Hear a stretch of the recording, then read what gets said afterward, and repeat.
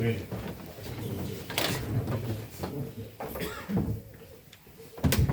Dankie, Here. Vader, my hart is verheug in U liefde vir ons. My hart is oorstelp vanmôre oor U belangstelling en dit wat U geskaap het met U eie hande. Toe U elkeen van ons kindig in die moederskoot geweef het U 'n plan gehad vir ons lewens. En soms, net soms, kom die lewe en ek kom probeer alles te mekaar krap. Maar Vader, omdat U oog nog altyd op ons was, kon U plan en U droom nie ontbreek oor ons lewens nie. En Vader, dankie dat ek vanmôre kan sê, U woord sê, U sal klaarmaak wat U begin het. Dankie dat U ons staan nou, selfs wanneer ons te swak is om self te loop. En vanmôre kan ons sê, het is goed om in die huis van die Here te wees. Want my God het my hand stewig in syne en ek volg in sy voetspore. En so sê ons vir U dankie vir hierdie môre. En ons sê vir U dankie vir die winter. Maar die winter is ook 'n tyd waar alles weer gereset word vir 'n nuwe mooi wat op pad is. En so het ons ook in ons lewens winterseisoen, Here. Maar wanneer ons in die winterseisoene is, weet ons, daar's 'n lente wat op pad is. Daar's 'n vrugtydperk wat op pad is. En dan hoef jy baie dankie sê vir dit, Vader. En die gemeente sê? Amen. Kom ons sing ons eerste lied van Greater is He that is in me.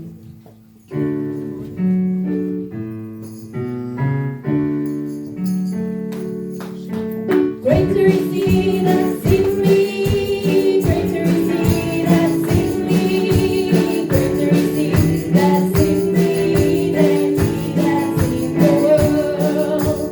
Walk in the light, walk in the light,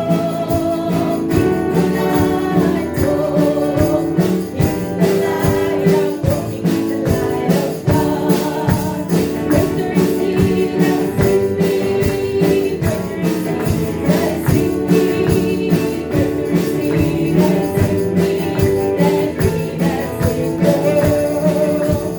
Walk in the light, walk in the light, walk in the light, I'm walking in the light of God. Greater is He that's in me, greater is He that's in me, greater is He that's in me than he that's in the world. Walk in the light, walk in the light, walk in the light, I'm walking in the light of God. Greater is He that's in me, greater is He that's in me, greater is He that's in me than he that's in the world. Walk in the light, walk in the light, walk in the light, I'm walking in the light of God.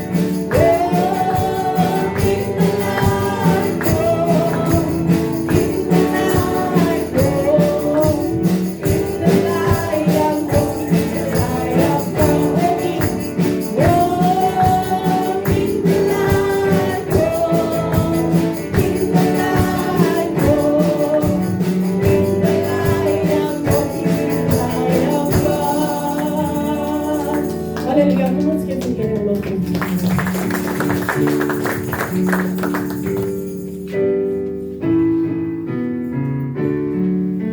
The name of the Lord is a strong tower. The righteous run into it, and they are saved. The name of the Lord is a strong tower.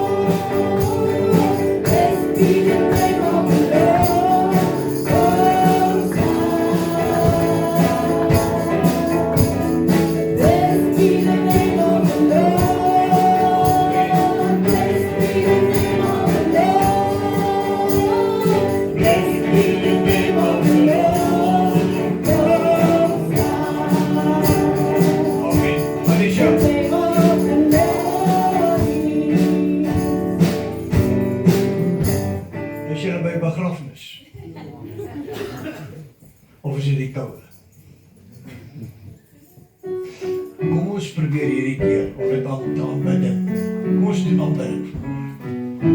Voel dit in jou gees. Amen. The name of the Lord is a strong tower. The righteous run into and they are saved.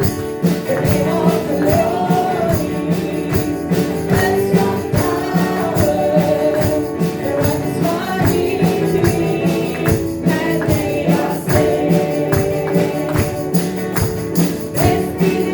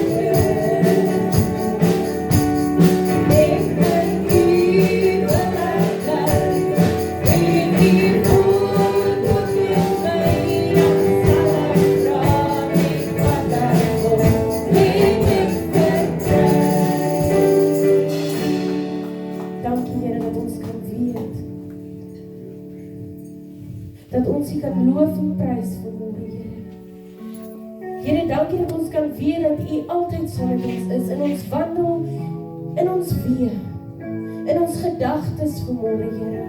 Dankie dat ons kan weet, U Gees kom en vul ons vanmôre, Here.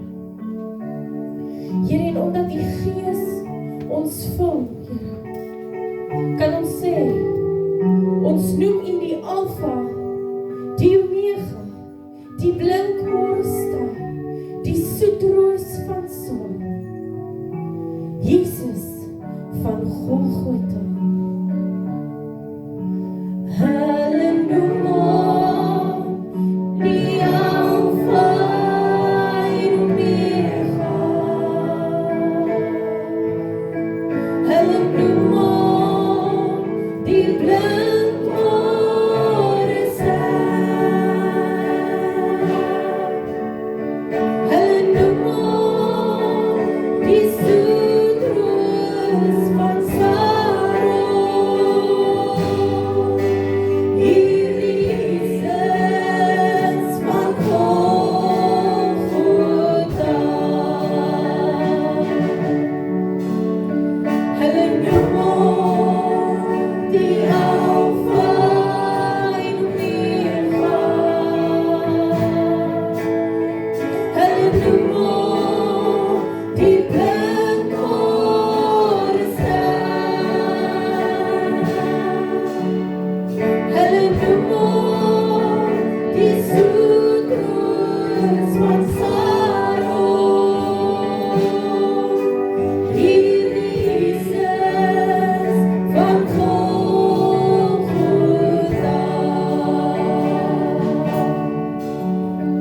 Hulle noem hom die Alfa, die Omega. Hulle noem hom die blinkmorgenster. Hulle noem hom die soetroos van Saron. Hier Jesus van Golgotha.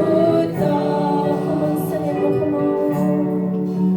Hulle noem hom die Alfa, die Omega. Hulle noem hom die blinkmorgenster. Hulle noem hom die soetroos van Saron. Hier Jesus van Golgotha. Laaste dag. Hulle noem hom die Alfa, die Omega. Ons noem hom die blinkmorgenster. Ons noem hom die soetroos van Saron. My Jesus van Golgotha. Kom ons sing dit nog eenmaal. Ons noem hom die Alfa, die Omega. Ons noem hom die blinkmorgenster. Ons noem hom die soetroos van Saron. Dis jou Jesus vanmôre. My Jesus van Golgotha. Vanmôre sê die Here, my kind, ek Jesus. Ek is nie net hulle Jesus nie, maar ek is jou Jesus vanmôre. My kind, ek kom en ek bring vir jou 'n nuwe kleed, 'n nuwe lewe in Jesus Christus. As jy vanmôre vanmôre hier staan en jy sê, Here, hoekom ek vanmôre? Dan wil Jesus vir jou sê, want ek, wat die koning van alle konings is, wat die Heer bo alle Here is, het jou gekies vanmôre. Ek, God, het besluit, jy is dit werd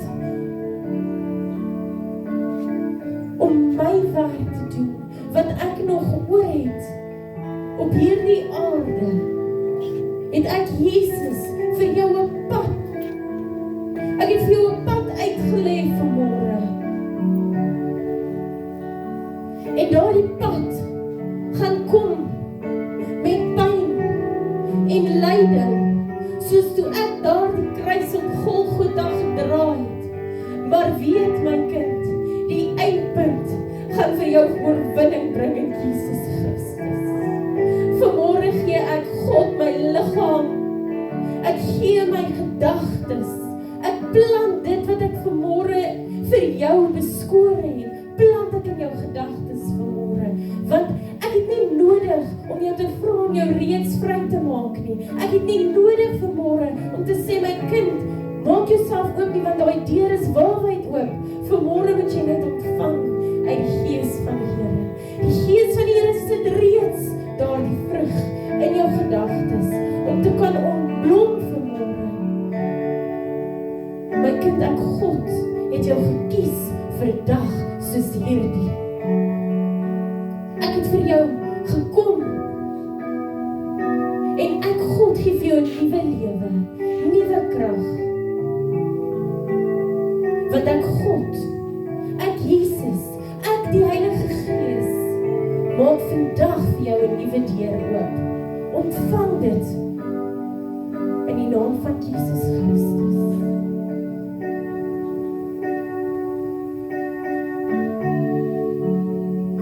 Here Jesus, elke oomblik, elke dag, U is vir my die lewe, en die waarheid en die weg.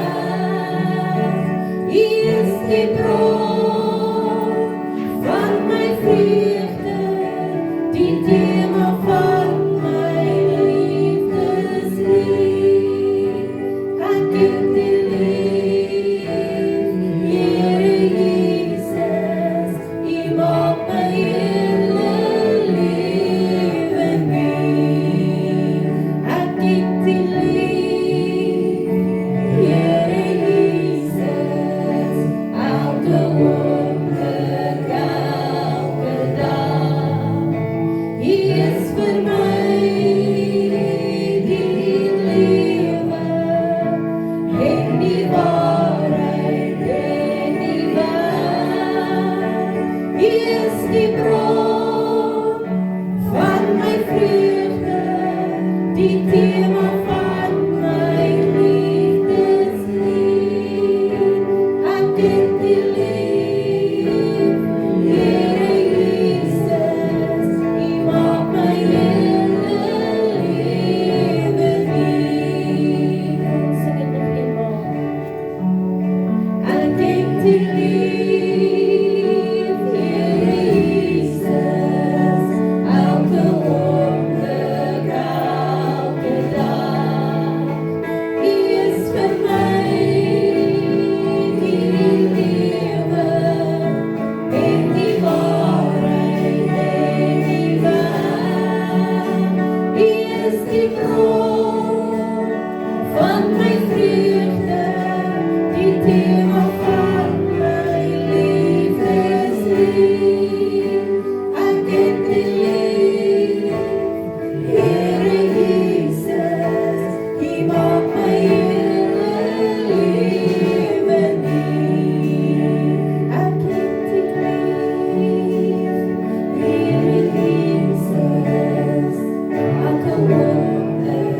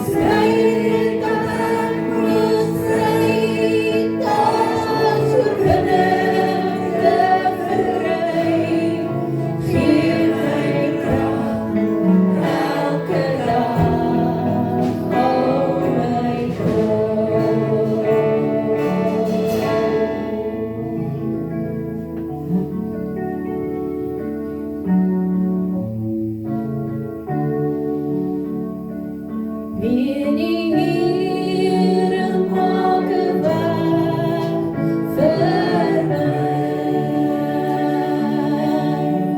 Ek weet die Here maak 'n weg vir my. As ek altyd heilig leef, sonder haat nog goedheid streef, ek weet die Here maak 'n weg vir my. Ek weet die Here maak 'n weg vir my.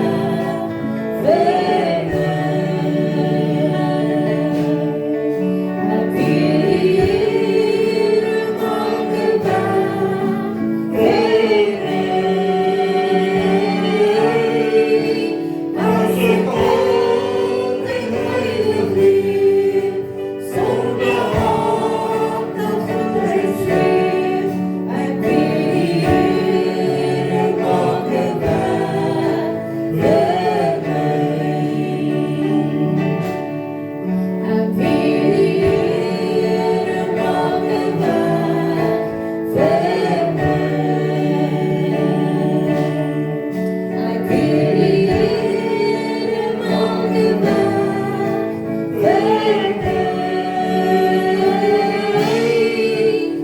ek altyd heilig leef, sonder haat nog goedheid streef, ek weet die Here maak 'n weg vir my. Ek weet die Here maak 'n weg vir my. Ek weet die Here maak 'n weg vir my. As ek altyd heilig leef, sonder haat nog goedheid streef, ek weet die Here maak 'n weg vir my. Ek weet die Here maak 'n weg vir my. Ek weet die Here maak 'n weg vir my. As ek altyd heilig leef, sonder haat nog goedheid streef, ek weet die Here maak 'n weg vir my. Dis die laaste woord. Halleluja. Ek weet die Here maak 'n weg vir my.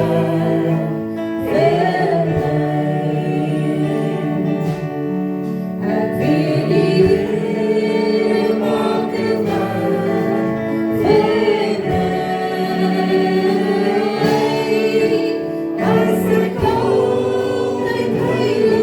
As ek altyd heilig leef, sonder haat nog goedheid streef, ek weet die Here maak 'n weg vir my.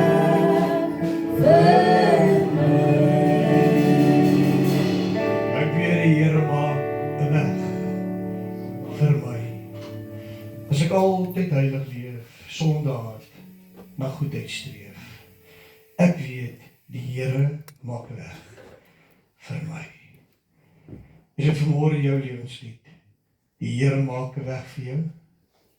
Is dit werklik die lied waarmee jy vanmôre opgestaan het?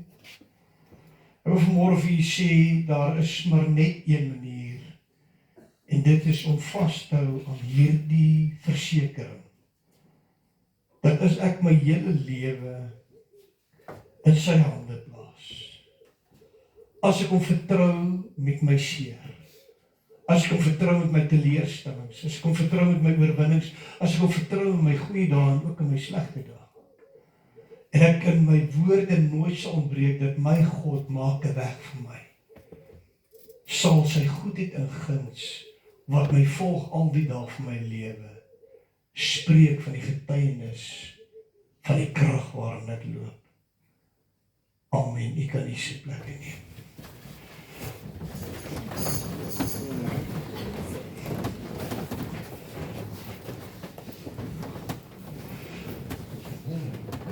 Ons as pastoorspaar se 2026 visie vir u is: staan op. Dis nou jou tyd en jou jaar in Christus Jesus. Staan op. Efesiërs 4 vers 12 en 13 sê om die heilige stoeter is: wat is my as herder van die Nyni se taak en 'n roeping is hierdie skrifgedeelte. Efesiërs 4. Om die heiliges toe te rus vir hulle dienswerk, tot opbouing van die liggaam van Christus, totdat ons almal kom tot die eenheid van die geloof en van die kennis van die Seun van God, tot 'n volwasse man, tot die mate van die volle grootte van Christus. Staan op en fight. Is volgens se tema.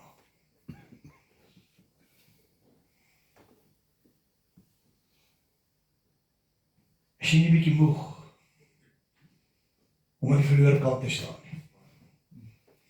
Is jy nie net 'n bietjie moeg om te voel jou kragte elke dag word getap en voel jy net nooit bo die berg kom nie? Is jy nie net 'n bietjie moeg om aan die agterkant te staan en te sien hoe ander se lewens in oorwinning staan, hoe hulle lewens vooruit gaan, maar jy staan hier en jy wonder wanneer kom jou dag van oorwinning? Ons praat nie van 'n skip wat inkom nie, maar makkie.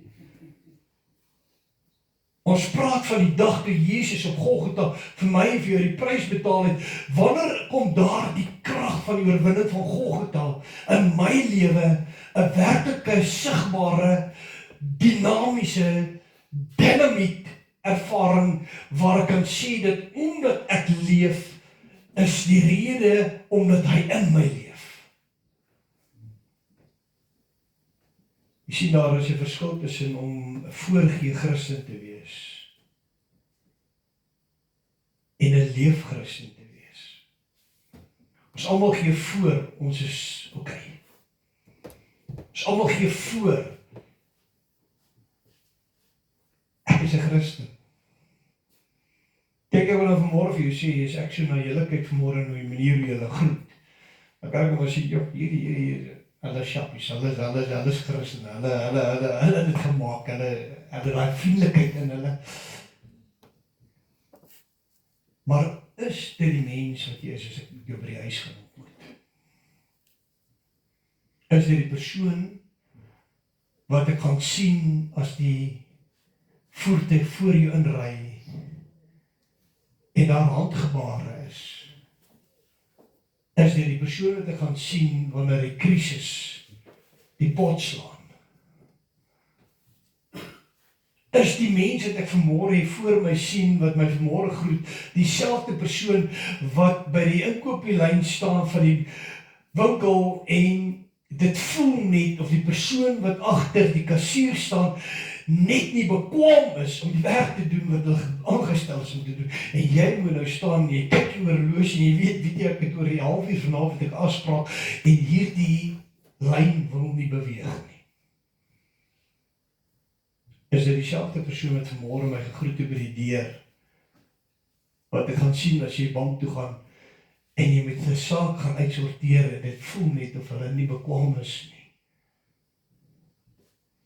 Of is die vrede van Christus wat alle verstand te bowe gaan, die krag wat vanmôre in hierdie gebou in jou woon en ook waar jy beweeg.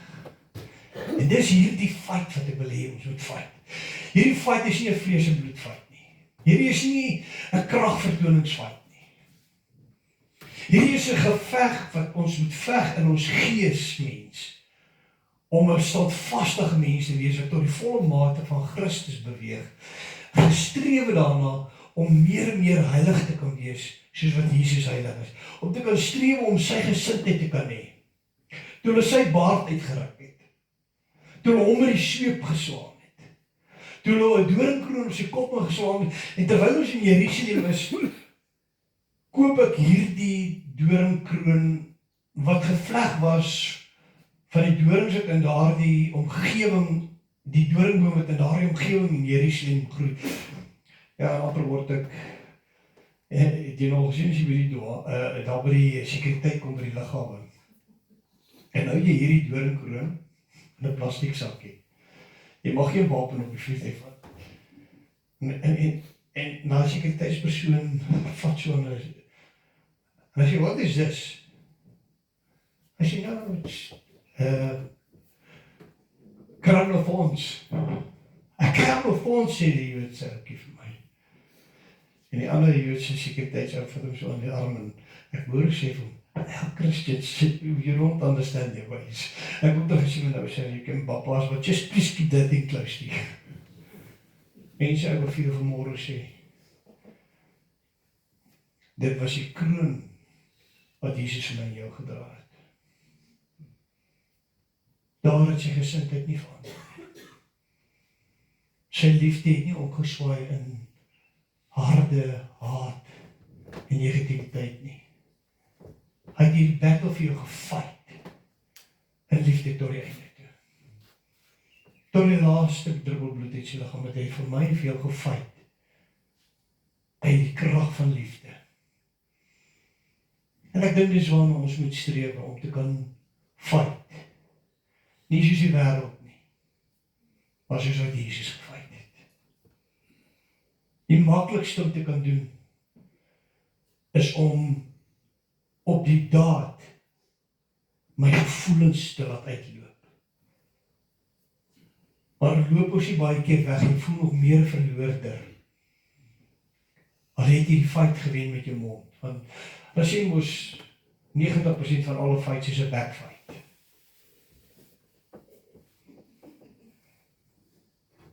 Dis nou die mooi vir 'n mond. Geveg. Toe ons spring in die kar uit en gaan en skreeu mekaar die spogspad en dat hulle moet terug in mekaar na ry. As jy dat hulle gevat.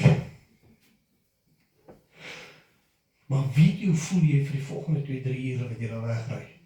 Iets het agtergebly op die spot waar die feit plaasvind. Iets van jou vrede, iets van jou blydskap, het jy verloor in daardie oomblik. Na die oomblik wat jy die fight gehad het, wat jy jou sê gesê het, jou maak gemaak het, jou stand gestaan het jy iets verloor van jou vrede. En Jesus stap Golgotha toe, sonder om 'n woord te sê. En terwyl hy vir Golgotha stap, skree die skare. Hulle is besig om hulle opinie te lig. Hulle is besig om hulle haat te skree. Hulle sit hom op daardie kruis neer en slaan spykers deur sy hande en sy voete en hy sê nie 'n woord nie. Hulle skree, as jy dan die koning van die Jode is, opmaal jy nie self van die kruis af, sê die een misdadiger, som ook vir ons nie. Hy sê nie 'n woord nie. En toe uiteindelik sy mond oopmaak, toe sê Vader vergewe hulle, want hulle weet nie wat hulle doen nie. Hy het die fight gewen. Want hy het nooit sy liefde en sy kalmte, wat deel van sy gees was, verloor in die proses nie. Hy het nie dat die oomblik 'n ander karakter in hom laat uitkom, as wie hy was, is en tot in ewigheid sal wees nie. En hier dieselfde Jesus kom binnekort met daardie liefde, met daardie oorwinning, kom hy sy bruid kom haal. En ek wil vanmôre vir jou sê, dat hierdie Jesus sê vanmôre kom in. Ek wil met jou ontmoeting, ek wil saam met jou maaltyd hê. Ek sit in die week, het ek die voorreg om by iemand aan huis te wees, en so aan die einde van ons lekker kuier, vat ek hulle aan hulle eetkamer in. En ek sê, ek wil hê jy moet hier by hierdie stoel kom staan. En dan wil ek al die mense vir wie jy kwaad is, of wat, kom ek sê eer wat vir jou kwaad is, moet jy sien in die stoel aan die ander kant van die tafel. Maar ek wil hê jy moet verder sien as net die mens. Ek wil hê jy moet sien dit wat hulle vasgevang het, dit wat hulle vasvang in hulle gedagtes, wat hulle maak het hulle optree soos hulle optree. Dat jy verder as die persoon kyk wat voor jou sit, en die geestesatmosfeer agter die persoon moet raak sien. En dan wil ek hê jy moet sien hoe God besig is om vir jou 'n tafel te dek teenoor jou teenstanders. En die vyand kan niks aan doen nie. God laat jou beker oorloop. Hy smeer jou hoof met vet, met olie, terwyl die vyand wat jou probeer uithaal, wat probeer om jou moeg te vat, dat jy die handskoene moet ingooi En die stryd moet gewoonde gee. Dat daai vyand kan sien, hy kan aan jou niks doen nie.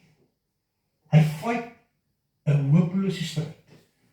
Want dit wat God vir jou instoor het, kan nie gesteel word, kan nie gevat word nie. Dis iets wat God beplan het vir jou lewe. En hy sê vir my en vir jou vanmôre, ek beplan nie onheil vir jou nie. Ek beplan voorspoed. En soms,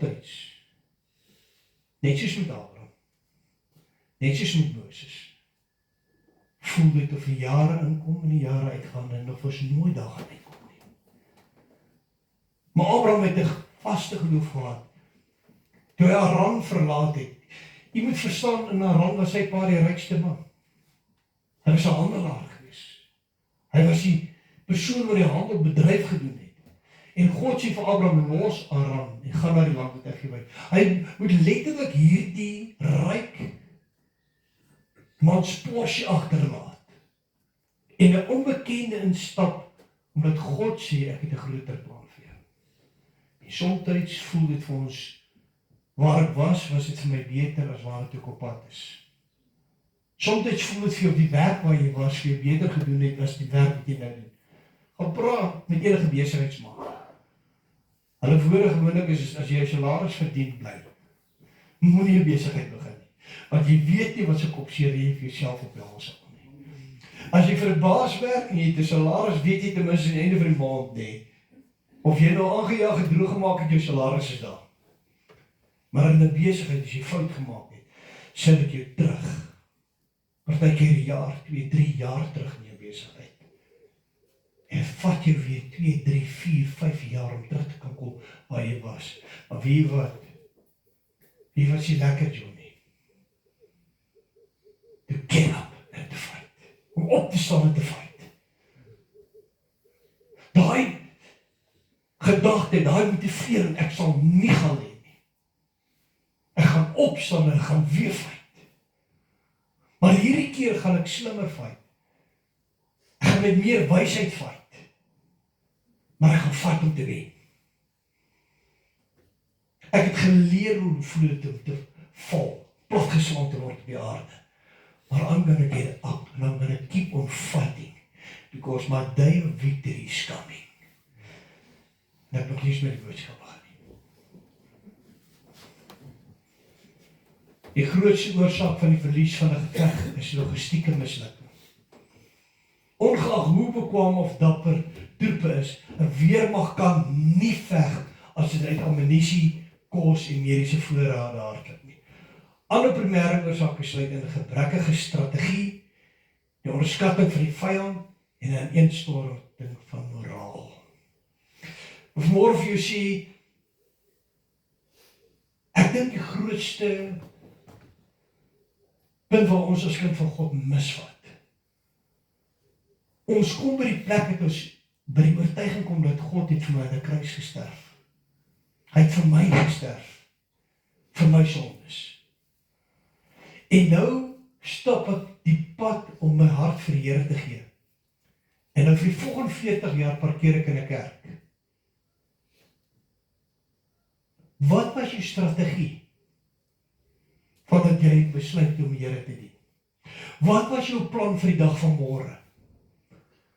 Wat was jou toerusting wat jy vir jouself bymekaar kon maak het om jou sterker in jou verhouding te kry, maar ook in jou oorwinning van jou eie persoonlike oorwinning waarmee jy besig is?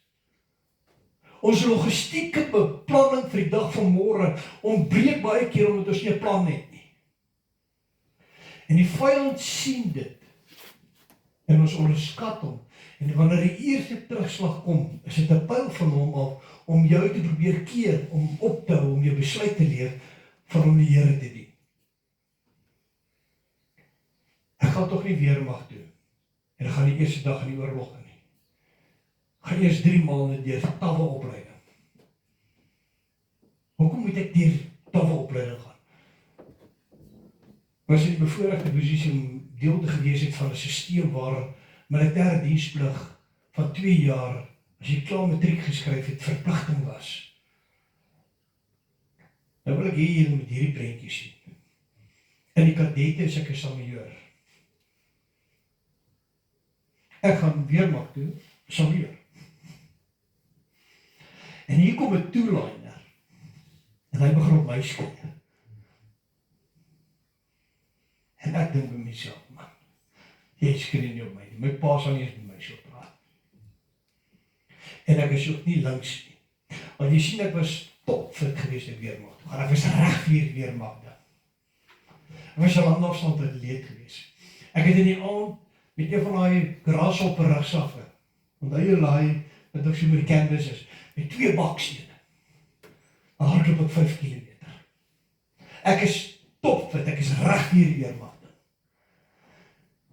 En toe daai, ek was in die artillerie geweest, toe hy hom weer vir my iets sê, hy sê vir man, jy praat nie so met my nie. Hy sê vir my, ekskuus, ek sê my pa sal nie eens met my so praat, man, wie sê met my so te praat?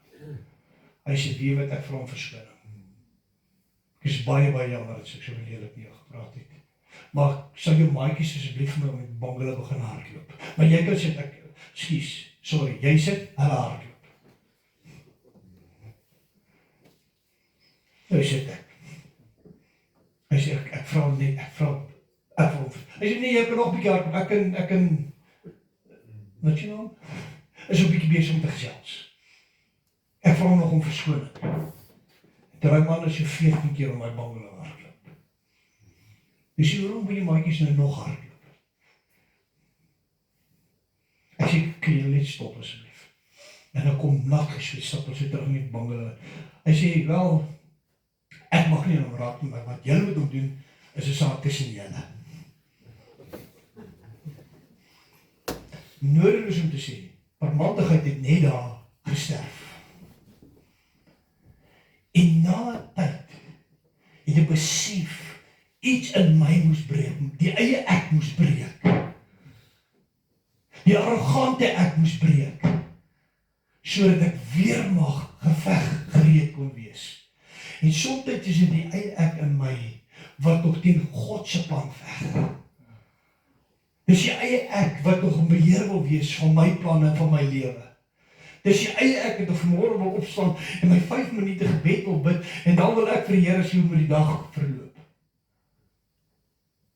Want die eie ek, sê vir die generaal van die geveg, ek is fighting fit, ek weet hoe te fight. Ek het nie die opleiding nodig nie. En as ek en jy dit kan sien aan my makkie, dat al die dinge wat in my lewe verkeerd geloop het, nooit was omdat hy my wil seermaak of my wil breek nie, maar was om my sterker te maak, om fighting fit te wees, om te kan staan, en die vyand te kan aanspreek, en te kan sê in die naam van die Here Jesus Christus, my huis sal die Here dien, en ons gaan die gesindheid van Christus in ons huis hê. Die oomblik is 'n man en 'n vrou met mekaar die gesindheid van Christus begin te hê, en nie die gesindheid van die eie ek, of van wat die vyand wil hê moet wees, om hierdie huwelik te breek, of hierdie vennootskap te probeer breek nie. Want in gemeente en eenheid kan saam staan so, dat ons is hier om geveg te veg, om mekaar se reg te beskerm, om mekaar met liefde te bedek, nie om hier, ek is so bly om vanmôre te sien. Maar ek het 'n lekker kindersessie wat ek agter die rug beplan. Baie dankie my oom. Wat 'n tipe kerk is dit? Hoe kan so kerk staande bly? Hoe kan ons staande bly as so gesindheid in ons lewe het? Ons is hierdie face value people. Maar waar ons nie gehoor word nie, het ons 'n ander praatjie wat ons vir mekaar praat.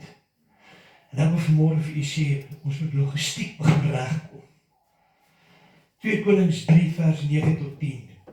So die koning van Israel na getrek en die koning van Juda en die koning van Edom, maar nadat hulle pad van 7 dae omgetrek het, was daar geen water vir die leer en die vee wat in hulle voetspore gevolg het nie. Toe sê die koning van Israel, ag, die Here het hierdie 3 konings geroep om hulle in die hand van die Moabiete te gee. Imagine yourself. Die koning van Israel en die koning van Juda, hierdie 3 konings besluit hulle gaan die Moabiete aanval. Maar hulle het nie plan, hulle surf vir 7 dae rond. Om pad en kan jy sien die probleem met logistiek? En dan sien we daar Kom hulle agter, ek het ook nie eens genoeg water saamgevat en genoeg kos saamgevat nie. En genoeg kos saamgevat nie. En toe skop, wat in hom makkie? Daai maatjie wat ons saam met ons loop, daai maatjie, sy naam is negativiteit. Toe kom sit negativiteit die saam met die kampvuur. En hy klim met sy spootjies bo op my skouers en hy vertel my hoe sleg en onregverdig is die lewe. En ek in negativiteit sy die hele nag in gesels. En negativiteit word my beste maatjie. En nadat ek in negativiteit nou hierdie gesprek gehad het, wie wat gaan doen op die huis? Ek gaan raak negatief by die huis. Ek gaan raak negatief met almal wat ek mee kontak maak. Want negativiteit het vir my vertel hoe ek die lewe moet leef. Dis tyd om vir negativiteit te sê, pak jou tassies en move. Want ek het 'n ander vriend wat saam met my by die kampvuur sit en sy naam is Jesus. En wanneer ek in hierdie logistiek van die lewe verkeerde besluite neem en ek kom by die plek dat ek voel, ek het nie voorraad, ek het nie kos, ek het nie water nie, ek het niks vanmôre nie, dan moet ek my plek wees dat ek kan sê, Here, iewerste het ek 'n verkeerde besluit geneem. Skus Here, help my, wat is die pad vorentoe? Wat is die regte pad? En dit bring ons dan by die volgende gedeelte van hierdie verhaal. Toe hierdie 3 konings besef, maar hulle is besig om 'n battle te lose nog voor hulle die battle begin beklei het. En die Josafat vra, is hier nie 'n profeet van die Here dat ons deur hom die Here kan raadpleeg nie? Toe antwoord een van die koning van Israel se diensdaars en sê, hier is Elisa, die seun van Safat, wat water op die hande van Elia gegee het. Daarop sê Josafat, want hom is die woord van die Here, so die koning van Israel aan Josafat en die koning van Edom dan na hom afgegaan. Maar Elisa het aan die koning van Israel gesê, wat het ek met jou te doen? Gaan na die profete van jou vader en die profete van die moeder, maar die koning van Israel antwoord, ag nee, want die Here het hierdie 3 konings geroep om hulle in die hand van die Moabiete te gee. Sien jy hoe verskil die uitgangspunt wanneer ons saam met negativiteit sit? Het hulle begin, dit hier is so vir een oomblik gegaan het om oorlog te voer, as hulle van die eerste dag al gevoel het, hulle gaan na oorlog toe waar hulle gaan verloor. Sal jy nou oorlog toe gaan wat jy weet, ek gaan hom loes. So hulle mentaliteit was, hulle gaan 'n oorlog fight en hulle gaan hom wen, want ons 3 konings gaan hierdie Moabiete gou kaf draf, ons gaan huis toe met die byt, ons gaan huis toe met die victory. Maar na 3, na 4, veel water het jy nog in die bottel, nee, ek het nog water nog so 2 dae kan hou. 5de dag, 6de dag, 7de dag, geen water nie. Nou sit ons met 'n probleem. Julle wat jag, sal met hierdie kan verstaan. As jy nou water vat vir die dag, en jy is nou al 5 kilometer weg van jou jagkamp af, en jou water skielik klaar, dan sit jy met 'n probleem. Weet jy hoekom? Want jy moet 5 kilometer loop om by water te kom. Jou tong word dik in jou mond, die krieke begin harder skree as gewoonlik, jy hoor daai krieke, jy hoor daai hitte, en jy besef jy het nie beplan nie. En hier besluit hierdie koning, nou wil hy die Here raadpleeg, is daar nie 'n profeet van die Here hier om ons. En toe die Here begin raadpleeg deur sy profeet, wat sê die profeet, wat het ek met jou te doen? Weet jy wat voel dit? Dit voel partykeer vir ons, of die Here vir ons sê, wat het ek met jou te doen? Maar eintlik wil die Here vir my en vir jou sê, ek wil hê jy moet deurbreek, totdat jy antwoord kry. Elisa het nie daai woorde gesê, omdat hy nie wou hê hy moes jou deurbraak nie, maar how desperate are you vir 'n breakthrough? Hoe vasberade is jy vir 'n deurbraak? Hoe maak jy? Ons sit partykeer en ons sê soek 'n deurbraak. En die Here gee nie vir ons 'n deurbraak nie. Wie was my vraag? Hoeveel tyd het jy al in gebed voor God gelê vir jou deurbraak? Hoeveel tyd het jy voor God gelê in jou gesprekke met God voordat jy jou volgende gesprek met jou vrou of jou man of jou kind of jou werkgewer? Jy sien, ons stap met negativiteit, stap ons in 'n situasie in. En ons begin veg met negativiteit. In steede van om by God ons vrede te kry, vervul met vrede, vervul met blydskap, vervul met standvastigheid, en nou begin ons die volgende gesprek uit daai mentaliteit van oorwinning, van vastigheid, standvastigheid. En op die einde van die dag sê Elisa vir hierdie 3 konings, begin slote grawe. Jy verstaan nie, totdat jy in so 'n situasie was, gaan jy nie verstaan wat in die prentjie gebeur het. Elisa sê vir hulle moet gate gaan grawe, slote gaan grawe, in 'n gebied waar hulle nog vir lank nie gereën het nie. Want Elisa sê môre begin reën. Kyk, ek gaan vir jou sê wat ek sien, omdat ek 'n prentjie mens is. Jou tong is so dik, jou lippe is gewars, jy is droog, jy is dors, en dan moet jy graaf vat, jy moet gaan slote grawe. Ons lees partykeer verhaal, maar jy besef nie die situasie waar die ouens alreeds in was toe hulle vertel was om hulle gaan slote grawe nie. So nou kan hulle een van 2 goed doen. Hulle kan of die graaf vat en die slote gaan grawe. Of sê, man, jy weet nie wat van jy praat nie, ons is al so dors, nou sien ons nog gaan slote grawe. En omdat hulle weet, God het 'n plan, al lyk die situasie hoe hopeloos, al lyk dit hoe verlore, al lyk dit hoe finaal, vat hulle die grawe en gaan grou slote. En kyk hoe loop hierdie verhaal af. Ek gaan die redelik gedeelte skiep, want ek het nou net dit vir alles julle vertel. Ek wil vir julle sê, julle sal geen wind sien nie, en julle sal geen reën sien nie, en tog sal julle hierdie dal vol water word, sodat julle self en julle vee en al die ander diere kan drink. En hy sê, en die volgende môre omtrent die tyd dat hulle die spysoffer dan kom daar met eens water van die kant van Edom af, sodat die land vol water geword het. As hulle nie gegrou het nie. Wie van julle weet wat is 'n flashflood? Die water sou net verbygevloei. En as er weer gewees het waar presies waar hulle was, geen water nie. Maar omdat hulle in hulle challenge, toe hulle gevoel het, hulle het nie die krag om op te staan en te fight en te gate te grou nie, het hulle nog steeds gehoorsaam gewees aan die Here en gaan voorberei vir die voorsiening wat op pad is. En het geslote gegrou nie, toe kom die water, en al die sloot het vol water geword, en die water was genoeg om hulle te voed, hulle diere te voed, en toe kan hulle opgaan, en die oorwinning gaan kry teen die Moabiete, soos wat God in die begin vir hulle gesê het. So as God vir jou sê, jy is op pad na oorwinning toe.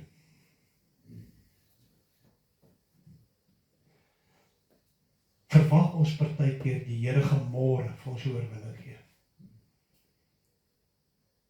Maar die Here vat ons deur voorbereiding.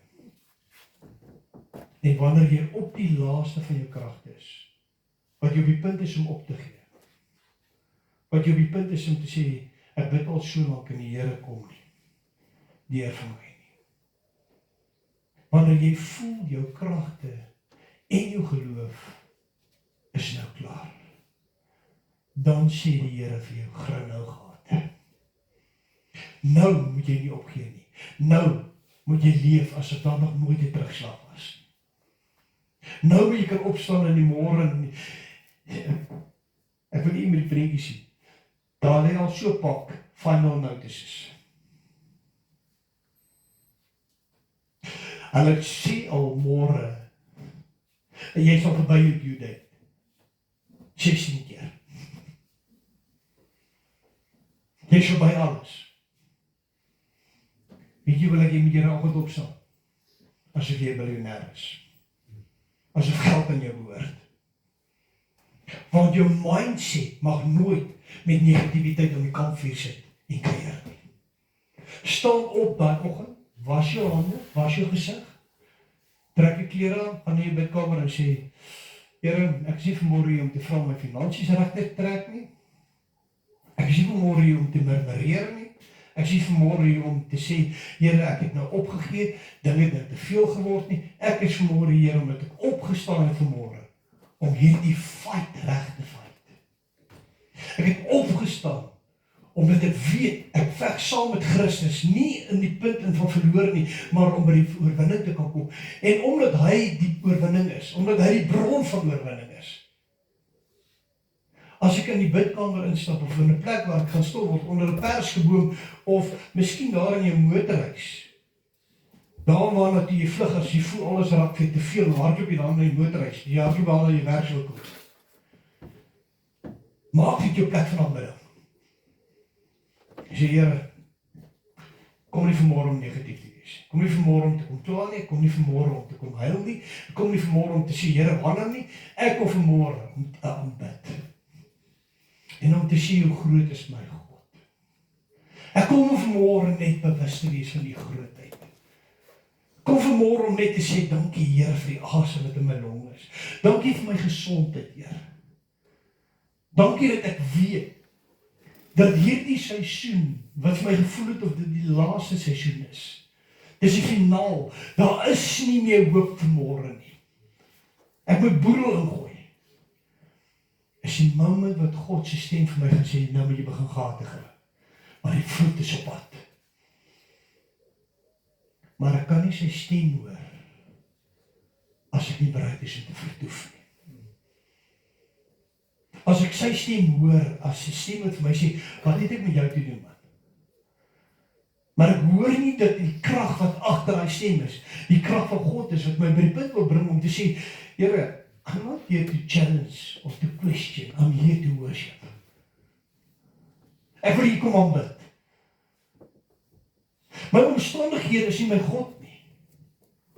My bankbalans is nie my God nie. My werkgewer is nie my God nie. My huwelik is nie my God nie. My kinders is nie my God nie. My man is nie my God nie. My vrou is nie my God nie. Ek het een en hy is Jesus. En hy wag vir my en ek wil met hom gaan praat, want hy gaan vir my vandag die nodige gee om die slote te gaan. Maar die vloed is op pad. Die reën is op pad. Die oorwinning is op pad. Waarheen is jy op pad? Is dan die vraag wat ek môre uit hierdie boodskap vir jou wil vra. Waarheen is jy op pad? Wat is jou plan vir die dag van môre? Wat is jou plan, jou logistiek vir die dag van môre? Waarheen is jou pad? Dis 'n moeilike een. Maar voel of ek jou op 'n spot sit. Dankie Hannes, een eerlike ou in hierdie gemeente. Ek kom al mense. Die res van julle sê myne. Want dit is jou pad, mense. Wat is jou gedagte met God? Hoe kom die en waar is jou pad? En ek kon nie help om my gunsteling skrifgedeelte hierin te bring nie. Want dit was 'n logistieke skrifgedeelte. Kyk, wat skrifgedeelte gaan ek nou opbring? Is julle seker Psalm 1? Julle dink julle ken my, hè? Kom ons kyk of julle reg is. Psalm 1. Die 2 weer. Welglik salig. Hier is logistiek. God begin dit met logistiek. Hy sal dit saam met jou wel gaan. Jy sal gelukkig wees. Jy sal God se saligheid oor jou lewe hê vir die res van jou lewe. As jy nie gaan op die weg van die sondaar en nie staan in die raad van die goddelose of sit in die kring van die spotters nie. En dan kan ons enetjie bysit of by die kampvuur saam met negativity. Want partykeer soos ek luister nie na ander mense se raad nie. Ek sit nie in die kring van die spotters nie. Maar jy parkeer nog saam met negativiteit by die kampvuur. So kry die goddelose, die sondaar gedagte, die spotter gedagte en die negatiewe gedagte uit jou eie gedagtes uit. Miskien is daai sondaar Maar die woord van God vir jou sê, jy moet saam met van jou eie sondige gedagtes wat God bevraagteken en alles is dinge nie wil regwerk nie. Daai kring van die spotter, kyk mooi die logistiek van hierdie skrifgedeelte. Begin met God se voorsiening. So moet jy wel gaan, jy sal gelukkig wees en jy sal saligheid hê. As jy nie gaan, kyk mooi wat doen ek, gaan op die weg van die sondaar. Staan. Nou gaan jy nie meer, nou staan jy al. In die raad van die God. Ek is nou so moeg. En sit. En ek kan van die spotters. Dit breek jou van gaan en staan na 'n negatiewe geparkeerde situasie van sit op moedverlore vlaktes. Jy gaan nie, jy staan nie, jy sit en later lê. Maar sy behaas in die wet van die Here en hy oordink sy wet dag en nag. En hy wat God se wet dag en nag oordink, sal met die logistiek van welgeluk en saligheid toegerus word. En hy sal wees soos 'n boom wat geplant is by waterstrome. Die sloot is gegrou, die water is op pad.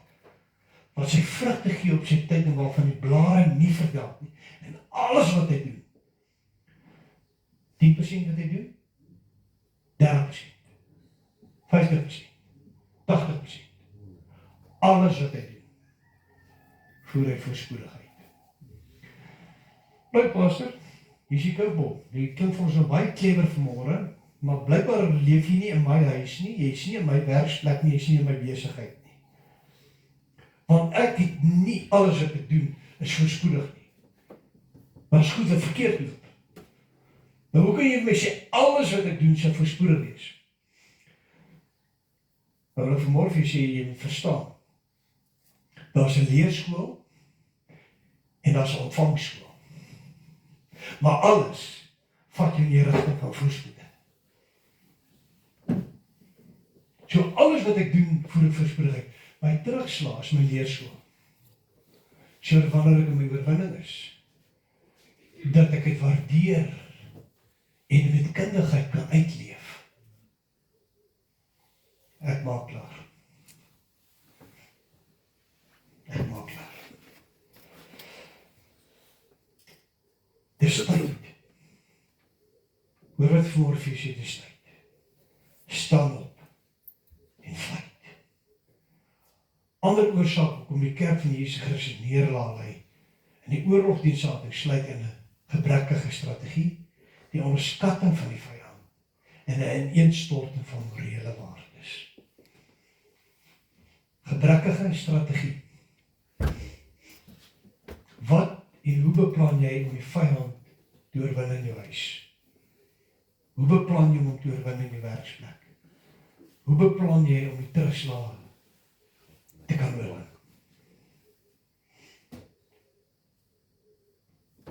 As ek in Hannes in vennootskap is,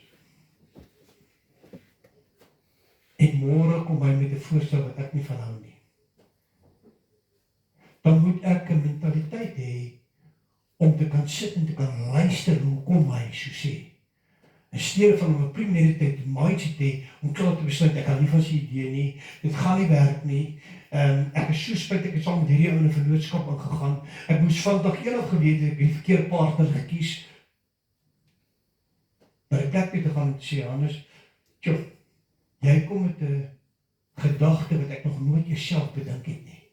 Bring my in die prentjie en ek wil ook graag sien wat jy sien. Jou vrou wat so stil is langs jou, terwyl jy vat. Terwyl jy voel, ek vat alleen. Sy is net afwesig, sy verstaan my nie. Alhoewel is ek met haar is wanneer ons 'n fight het, maar ver verstaan sy niks van my nie.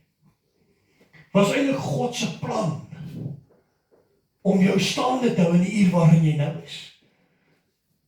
Imagine sy was nie daar nie. En jy moes hierdie fight alleen fight op hierdie stadium van jou lewe. En God het nie vir jou die maat gegee wat hy vir jou gegee het om langs jou te fight. Hoe sou jy hierdie fight gewen het? Hoe sou jy gekom het tot waar jy nou is, as jy nie die maatjie gehad het wat jy in jou sy het nie? Gaan sit en hoor mekaar se strategieë van hoe om saam die vyand te wen. En staan daarop en fight. Tweedens, ons kan vyand. Gaan nie oor Saterdag vanmôre praat nie. Hy weet waar dit is op pad, dis geskryf. So ons gaan nie hom entertain vanmôre, maar ek wil vanmôre vir jou sê, terwyl hy op pad is na waar toe hy op pad is, en ek jy op pad is waarna toe ons streef om op pad te wees, is hy nog steeds elke dag besig om planne te beraam, om jou lewe swartgalig te maak. En daarom moet ons nie 'n verloorder aanhoor nie. As jy weet, jou beste vriendin, dan praat ek vir jou vriendin met jy, praat net van 'n vriendin. Sit die heel dag vir jou vertel, as jy môre 'n fout het, of 'n misverstand het, ek het jou gesê, jy moet nooit gevat het, nie so gelos. Ek het geweet, jy gaan nou nie hierdie situasie eindig. Waarna te vat daai vriendin jou? Na distraction toe. Jy moet jou vriendin wees. Nou kom glo ons alles wat Satan vir ons sê. Elke keer wat hy vir ons iets vertel van hoe God my en jou vergeet het, en hoe God nie in ons lewens belangstel nie, en nou kom die Here, hoekom sal die Here nou al hierdie verkeerde goed wat om jou gebeur het op jou lewe toelaat? Weet jy wat, ons gaan sit saam met hom. Saam met negatief het nou al 'n maatjie gebring, en nou hoor wat ek vir jou sê, dis sy maatjie, dis negatief se maatjie. En nou luister ons vir hierdie twee. Stel van op te staan en toe gaan fight. Fight teen alles wat jou wil breek. Fight teen alles wat jou vrede wil vat. Fight teen alles wat jou wil wegvat van die een wat die enigste bron is om jou in oorwinning te vat God. En bring ek by die laaste ene. Morele waardes. Hoor wat ek vandag vir jou sê, die grootste pyl wat die vyand vandag na die samelewing skiet, is om ons morele waardes te verwoes. Want as jy nie morele waardes het nie, het jy geen integriteit nie. As jy nie morele waardes het nie, het jy geen trots nie. As jy nie trots het nie, het jy geen ruggraat om op te staan en te fight nie. Sien jy waar met die vat hierdie goed jou? En dan sit ons met 'n situasie waar dwelms die samelewing oorvat. Drankmisbruik van die samelewing oor. Egskeidingsyfers skiet die hoogtes in. Maar daar is geen morele waardes meer nie. Morele waardes om te staan en te sê, omdat ek in my huis die Here gaan dien. Die wêreld kan maak besluit wie hulle wil dien. Die wêreld kan besluit hoe hulle dit wil doen. Maar ek gaan besluit dat ek op my komputer gaan kyk. Want ek sal nie dat iets op my komputer my morele waardes gaan steel. En my môre in 'n plek bring waar ek voel soos 'n verloorder nie. I'm gonna cut what's not right. Dan gaan opstaan en dan gaan ek veg vir wat reg is. Verstaan jy dat vanmôre se preek is nie om jou te leer om in die vlees te fight nie, maar juis om hierdie vlees wat jy tot hier gebring het in negativiteit, dit te fight en op te staan in die gees en te sê, omdat Jesus vir my fight, gaan ek saam met hom fight, van 'n plek van oorwinning tot 'n plek van oorwinning. En as jy vanmôre die boodskap verstaan wat ek vanmôre vir jou bring, dit was nie 'n eentonige preekbeplanning nie. Die Here van die leerskare weet, toe ek voor hom gaan stil word het, en hy my hierdie boodskap gegee het, ek het nie uitgewerk nie, ek het nie preek gaan uitwerk nie. Alles wat vanmôre gesê het gekom in die oomblik wat ek hier voor jou staan. Maar wie waar het is gebore, uit 'n hart wat lank voor God lê, vir mensdom, om te kan sien dat die oorwinning lê in Christus. Christus het nie gekom om ons godsdienst te bring nie. God het nie gekom om vir jy word 'n lidmaat van 'n kerk en gaan parkeer vir die volgende 40 jaar en luister tog net na die pastoor vir jou vir die volgende 40 jaar sê, maar daar buitekant is dit jou en daar wou jy die fight en hoe jy gaan werk. As jy nog gaan bloei, as jy draai, kom net volgende Sondag weer, as jy net weer 'n bietjie bemoedig, So 'n bietjie opbeer, so 'n bietjie meer courage gee, maar bloei gaan jy bloei, broer. Nee, God het gekom, sodat ons mekaar met 'n woord kan toerus, mekaar met 'n woord kan bemoedig, om my 'n fighting, fit spirit te gee, wat reg is om te fight. Maar reg te fight. Om 'n oorwinning te fight. En nie 'n neerlag nie. Om te kan sê, niks gaan my vrede steel nie. Negativiteit en ek het nie meer 'n braaivleis maatjie afspraak nie. Môreoggend as ek in my kar vir my sit, pad werk en ek is in my spitsverkeer. Negativity is nie my passasier nie.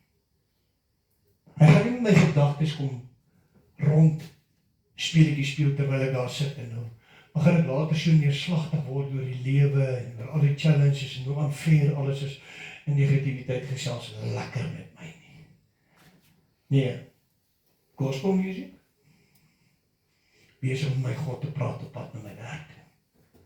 Sê Here, U is my passasier. Maar meer as dit, U is die een wat beheer het van hierdie stereo. En ek is op pad na die bestemming wat U met my lewe het. Of môre vir jy vanoggend in 'n plek vat, ek vat gou so 'n neet op. As jy vanmôre in 'n plek vind dat jy voel jy is moeg gefeit. Jou tong is dik. Jou lippe is gebars. Jou joints is seer. Want jy veg al so lank vir jou deurbraak. Maar vanmôre vir jou sê, grou gate, die water is op pad. Grou hoop, die water is op pad. Staan op en sê met my God leef, al voel ek moeg, al voel ek geestelik op 'n dor, droë plek. Die water is op pad. Nou moet ek grou. En jy gesien hoe grou mens. Jy al gesien hoe grou mens. Sien daar in die bosvelders. Dan is daar 'n ander ding wat jy ook laat grou. So 'n klein grafie wat jy saam met jou dra. Jou mind is jou mind. En dan sak jy so bietjie neer. Nee. 58 is nie 'n speelmaatjie nie, hoor. En jy begin te grou. Jy grou nou die gaatjie. Die kip is hard. Moet hierdie grond so droog en hard is hier in die bosveld. Want ek kan voel die nodigheid vir hierdie gaatjie gaan vinniger kom as die gat se diepte. Maar grou jy. Hoekom? Want jy het 'n nood wat jou druk om die gat te grou. Ek en jy moet begin met die punt kom dat die nood ons begin te druk om te grou. Here, ek is moeg vir my omstandighede om 'n verloorder te wees. Die boodskap van môre is myne. Dit is myne. Ek vat hom, dis myne. Ek het nie saak wat hierdie pastoor gepreek het môre. Ek het vat wat die Here met my môre gedeel het en ek vat dit. Ek het my graaf en ek gaan my gate begin te grou. En ek weet presies hoe moet ek my gate grou, want wel geluksalig is ek. God sal wel en hy sal geluk en saligheid in my lewe invat, ek moet begin grou. Maar ek mag nie loop en gaan staan en gaan sit en daar parkeer nie. Lang genoeg het jy in jou verlede geparkeer, man. Lang genoeg het jy in jou verliese geparkeer. Lang genoeg het jy in jou trane geparkeer. Lang genoeg het jy by negativiteit geparkeer. Stand to get up en fight. Stel jou op te staan en te fight. Stap jy uit vanmôre en hoor my hart vir jou. Ek rus jou vanmôre toe om te fight. Ek het 'n begeerte dat jy 'n getuienis sal hê van hoe God vir die fight gewen het, omdat jy begin fight het. Depressie, ek is klaar met jou, man. Jy het my lank genoeg by die kampvuur van depressie gehou. Ek weier om in hierdie depressiewe situasie te sit. Ek opstaan, begin fight. Hoe fight ek depressie? Jy verstaan nie wat is depressiviteit nie. Jy verstaan nie wat is depressie. Ek verstaan dalk nie wat is depressiviteit nie. Maar kom ek sê vir jou, ek verstaan wie God is. En hoe hy jou losmaak. En vir jou hoopvolle toekoms wil gee. As jy vanmôre sit, jy het op YouTube luister en jy sit by al hoe lank en hoeveel keer by die gedagtes van selfmoord. En dat vanmôre vir jou sê, stand to get up. Stand to get up. En fight. As jy op die punt staan om op te gee op sekere dinge in jou lewe, God het iets kosbaars vir jou gegee. Jy het al so lank gebou in daai kosbaarheid. Stand to fight for that treasure. Stand om op te staan te fight vir dit wat vir jou kosbaar is. Maar jy mag nie dit wat vir jou kosbaar is, saam met die vyand, in 'n negatiewe mindset kom afbreek nie. Staan op en fight. As jou kinders lank sukkel met die Here uit te kom, jy sukkel met daai een kind van jou wat alkoholist is. Kyk, jy het nou hierdie ander 2 seuns of dokters en hulle is besigheidsmanne en hulle gaan net goed aan in die lewe. Ag, Here.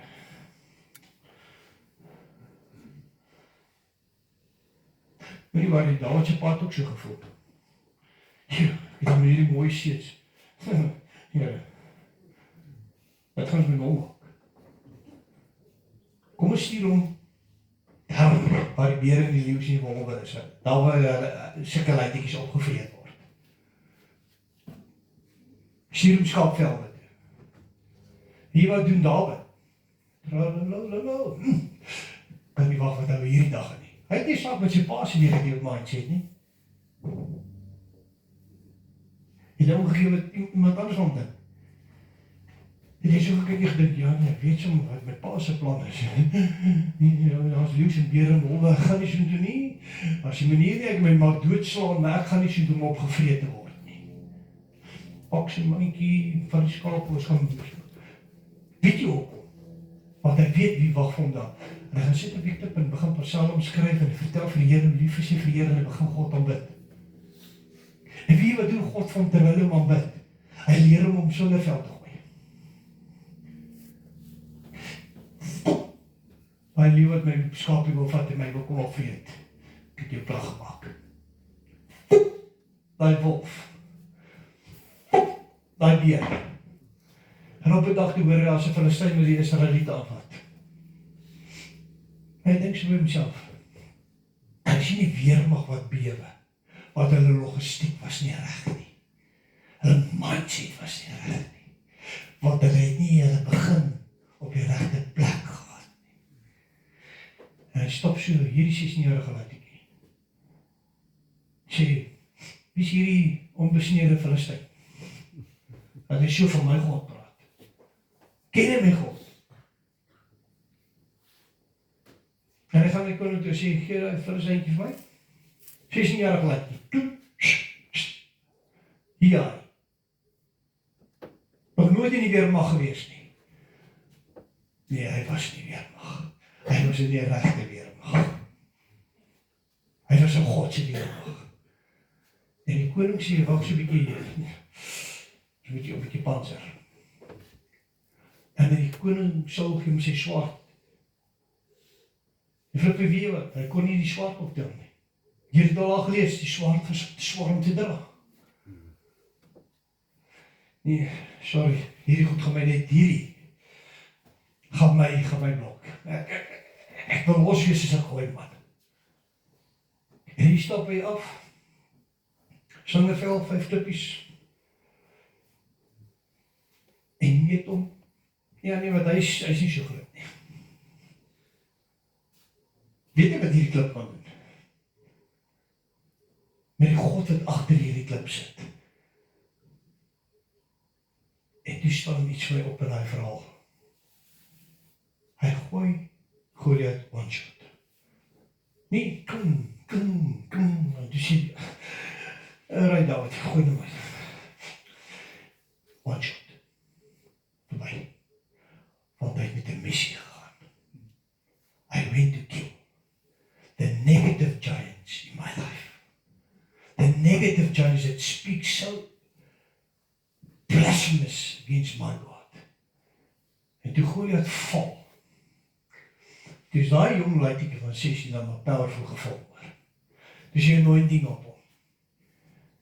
Weet jy, weet ek dit, ek weet die anointing was op hom. Alhoewel die feit dat die Goliath gegooi met die weet jy, weet ek die anointing was op hom. Hy vat Goliath se swaard. Hy kon toe nog net terug nie Saul se swaard op dit. Hy vat Goliath, die reuse swaard. En hy vat hom met soveel momentum dat hy die reuse kop met one shot afkap. One shot. Hy tel daai 40 kg koppie op en hy loop terug. Hy sê vir Saul daar sê, wat's die probleem? Wat is jou probleem? Staan op en fight. Vader, baie dankie vir die môre. Dankie vir die staan op en fight. Dankie vir die boodskap van bemoediging. Want soos Dawid loop ons nie 'n pad om verslind te word deur die wolwe, die leeu's en die beere omstandighede van die lewe nie. Nie se praat van daai negatiewe Goliath wat al soveel jare my probeer trap en my verslind nie. I'm gonna get up. I'm gonna fight, Vader. Gaan opstaan, Vader, en gaan begin te veg. Totdat Goliath se hoof hierdie omstandighede in die stof van hierdie wêreld val. Maar ek gaan nie in die stof lê nie. Ek gaan opstaan en ek gaan fight. Dankie dat jy ons hier vermoë, die salwing, die krag, kennis en die wysheid saam met jou geluksaligheid. Goed